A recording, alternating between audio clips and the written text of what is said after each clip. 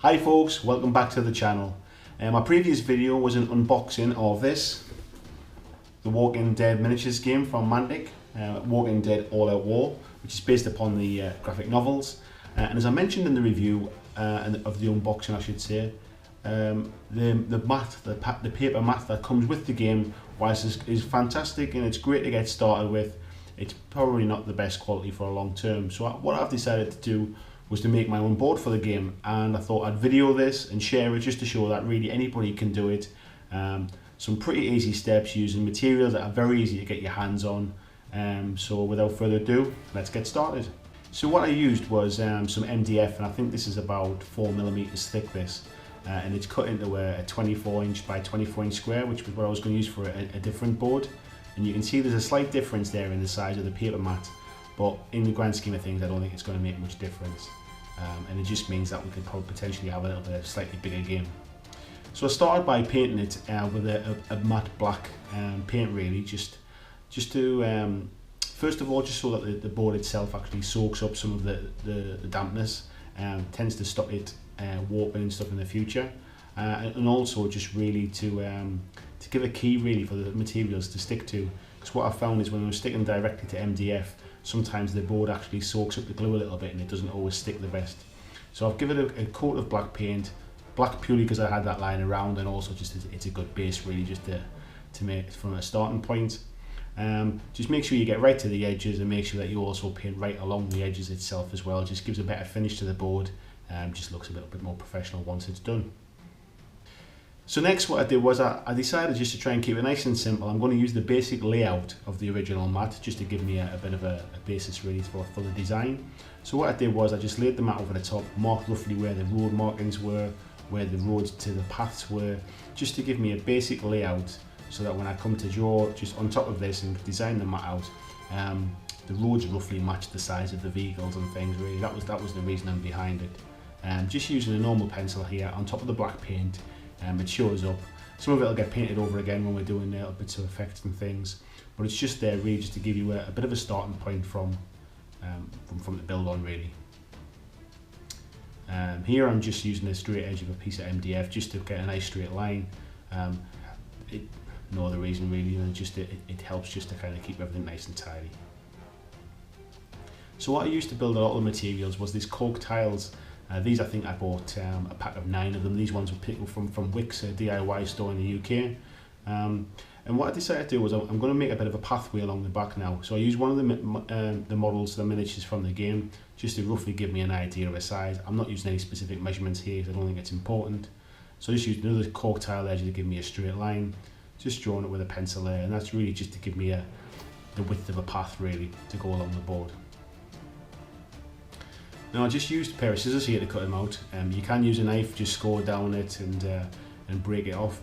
I just found that actually it doesn't need to be perfect, because actually the more raggy the edges are, the more it looks like kind of stone really. So I just used a pair of scissors because it's what I had handy, but you can use a craft knife as well, or a hobby knife.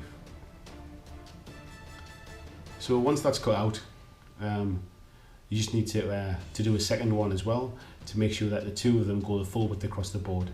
Because my board was 24 inches and the tiles are 12 inches, obviously cutting 2 strips was enough. So next I cut them into squares really just to kind of show like stone tiles or stone paving if you like. So the first one I just cut roughly, just kind of give me an idea of a rough square size, and then I just used that first one just to give me a guide where to cut the rest of them up so they're roughly the same size. It doesn't have to be perfect, but roughly the same size. And again I just used scissors because it gives that kind of raggy edge. Then next I just kind of lay them out across the width of the board. I've probably left too big a gap, I would say, in between them for the size of the tiles. However, do whatever you feel. You'll see at the end how it looks, and I'm happy with it at the end, but you potentially could move them a little bit closer together. So just spacing out across the width of the board. Next what I did was I cut every other one in half, just to give that effect of kind of random stones across the paving if you like. So again, just using a pair of scissors gives that kind of slightly uneven cut rather than a nice perfect cut. And then just like I said, every other one till eventually it looks like that across it. And then at this point, just stick them all down with super glue. I found super glue actually sticks better the nice flat surface on the bottom.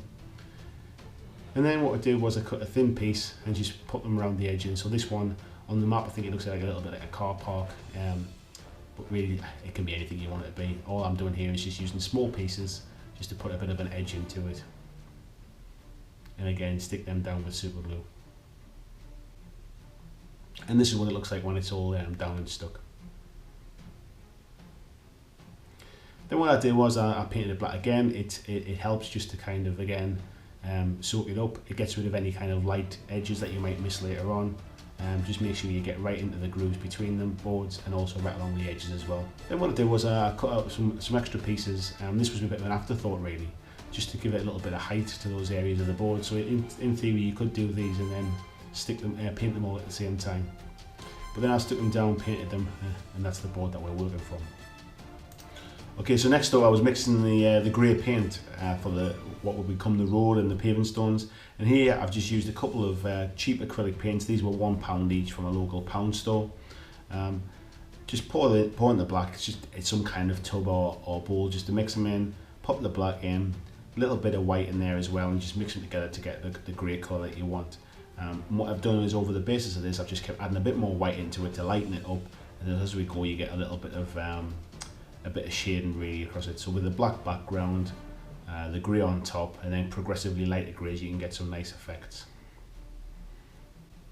And here you can see the board. It's still a little bit wet there, so it's a bit shiny, but you can just see I've just painted what will effectively be the road area. Here I've just mixed a little bit more white in with the grey, and I'm just dry brushing on around the stones, around the paving slabs, around the edge, and across that sort of concrete area at the bottom as well. And this is just kind of giving a bit of a different texture to it. Again, mixing a little bit more white painting with it, and just kind of dotting it on and going around in a bit of a swirl effect, just so you don't see the brush strokes, and it gives a little bit more random effect to it as well. It's not easy to see on the camera, but you can see it better in later shots as well. And again, a little bit more white in there just to bring the grey a bit lighter.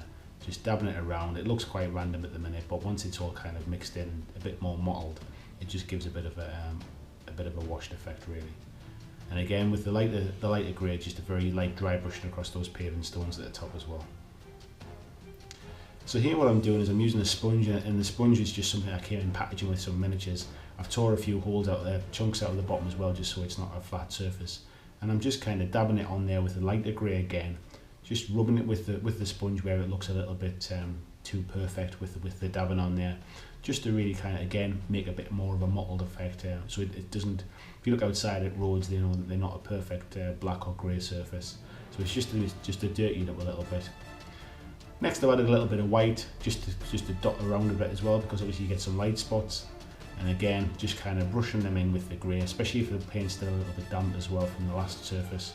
Just brushing them in, and if you find it stands out a little too much, you can always get a little bit of the grey paint and just rub it again over the top and start again really. Then what I did was I had another tub of that cheap acrylic paint, the pound paint, and this time it was green, and I've used this along the cork tile at the top and to the bottom there as well, just so you can see where the grass is going to grow. And what this does is just gives a bit of a background, so when you sprinkle on the static grass, any patches you've missed, it doesn't show through with the black behind it. And then the small patch in the corner, this is just PVA glue, just craft glue from a local discount store. Just spread it around a little bit. Just getting a brush here, just an old paint brush, and just brush that glue around so you get a nice even covering right the way across the surface where you're going to sprinkle the static grass. The better this covers, the better the glue will stick to it, to be fair. The better the grass will stick to it rather. Just make sure you get right to the edges, you don't want any patches shown. And again, as I mentioned before, it doesn't matter about that little line where the two pieces are joined together, because it will all be covered with the grass. So here I've got a small tub of static grass. Just take a sort of between your fingers and thumbs and just crumble it a little bit like an OXO cube, for those familiar with OXO cubes. And just sprinkle it around, make sure you get a good covering. Don't worry about putting too much on. Far better to have too much than not enough, because you can always it'll all shake off anyway. So once you've covered it over, just pat it down there just to make sure it's stuck. Then leave it to dry, and once it's dry, just lift up the board and just give it a tap, and the loose grass should fall off. Here I had to give it a bit of quite a whack really, just to knock off that loose bit of grass, because actually the vast majority of it stuck to the board, and what you're left with is a real nice covering of that static grass. Next what I did was to paint the lines, and I tried a couple of different ways to do it, and the best way I found was just to use masking tape and create that perfect line. I've used that for the white lines in the road and the yellow lines on the corner, and I'm just sponging it on. And the reason I'm sponging it is because actually that if it doesn't look perfect, then actually it looks better because it makes the line look a little bit worn. Here I've just peeled away the masking tape. It peeled off quite nice and didn't leave any marks on the painted board underneath. And here we are with the painted board, ready for a little bit more highlighting. So what I've done now is, again, this is just the white paint, pure white, really light dry brushing, so wipe most of it off the brush before you do this, and just keep all of the strokes in one direction. Here, and all we're doing is we're just picking up really the highlights of the cork tile, a little bit of the edging really, just to give it a little bit of a 3D effect. I think you'll agree it looks quite good when it's finished. So next up, we're just going to put a little bit of foliage really, just to create sort of bushes, give it a bit of a 3D effect.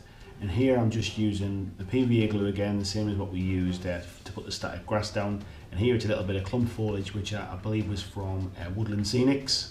I've had it for a number of years, kind of lying around, but it's still easily bought now. You could use, I suppose, bits of sponge and just drop in some green paint really if you didn't have any foliage around. But I'm just using what I had. So I'm just sticking them on, a little bit more glue, just gradually just build it up until eventually you get a bit more of a bush kind of feel. You can use them to make a little hedge, you can just keep building them up to make bigger bushes. Don't overdo it, otherwise it looks, it's very difficult for the minis to move around. But you can see how it looks when you've kind of just built it up a little bit. It just looks a bit of a hedge along the edge, and you can see it on the board there finished with the hedges at the top and at the bottom left as well. Here what I've done is I've added in some stuff from the Mantic board game, which was Mars Attacks. There's a little bit of scenery I had around home, so I just kind of filled the board. And here you can see it with some of the things that came with the Kickstarter as well for the Walking Dead. And I'm sure you'll agree it's a fantastic board to be playing on. Thanks for watching everyone. Please like, please leave a comment, and most certainly please subscribe. And I'll see you with some future videos coming soon. Thank you very much.